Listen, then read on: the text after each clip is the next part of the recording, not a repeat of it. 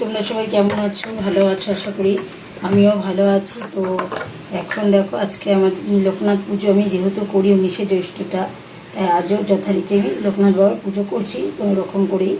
যাই হোক, তোমরা প্রসাদ খেতে চলে এসো। হ্যাঁ, আর যে কথাটা বলছি, এই এখন সকাল সকাল আমি স্কুল যাবে বলে আগেই আমি মেয়ের জন্য আলু ভাজা করছি। মেয়ে আলু ভাজা ভাত, আলু খুব ভালো খায়। আলু ভাজা ভাতের জন্য বসিয়ে দিচ্ছি। আলু ভাজাটা করে তারপর ভাত বসাবো। তারপর দেখছো কত বাসন, এই বাসনগুলোকে ধোবো, ধুয়ে এই জায়গা পুরো পরিষ্কার টরিষ্কার করে তারপর আমি ঠাকুরের সব জিনিসপত্র এখানেই দেবো। যেহেতু এটা ফ্ল্যাটে তো তোমার বাসন ধোয়ারও ঠিকমতো জায়গা পাচ্ছি না, তো এখানে তার জন্য কোনো রকম এই জায়গাটা পরিষ্কার করবো, করে এখানেই আমার ঠাকুরের বাসন কোসন সব ধুতে হবে। তো সারাদিন আমার সাথে থেকেও আমি কি করছি না করছি তোমাদের এই মিনি ব্লগে দেখিয়ে দেবো। এখন অনেক কাজ, ঘর ঠর ছাড় দেবো, ঘর দুয়ার মুছবো, ঠাকুরের জায়গাটা চলো তোমাদের একটু দেখিয়ে নিয়ে আসি। এই যে দেখো ঘর দুয়ারের কী অবস্থা, ঘর দুয়ার গুছাতে হবে। আর ঠাকুরের জায়গাটা এখন আমার গুছানো হয়নি। এই যে ঠাকুরের জায়গাটার উপরে যেতে এইসব ফল টল আছে, এই ফুলগুলো আছে, এই ঠাকুরের জায়গাটাকে গুছাতে হবে। এত গরম পড়ছে দুদিন ধরে যে কাজ করতেই পারছি না ঠিক মতো। এই তো আজকেও কী রোদের তাপ দেখে দেখো বন্ধু, আজকেও তো কী রোদ উঠেছে জানি না, মেঘলাও আছে, তার মাঝে হয়তো বৃষ্টি হবে আজকে।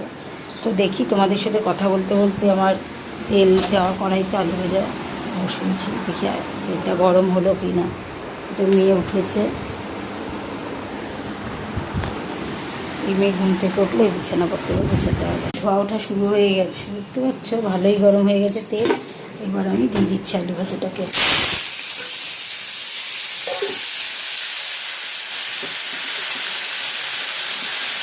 আলু ভাজাটা কেটে আগে ধোয়া ছিল,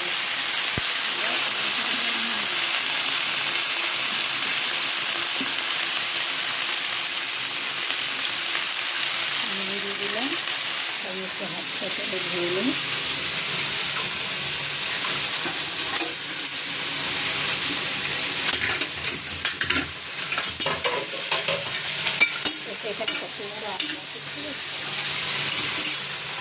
এখানে মাঝে মাঝে আমাদের এখানে হনুমান আছে, আর হনুমান আসলে আমি জানলার সামনে কেটে দিয়ে খাই।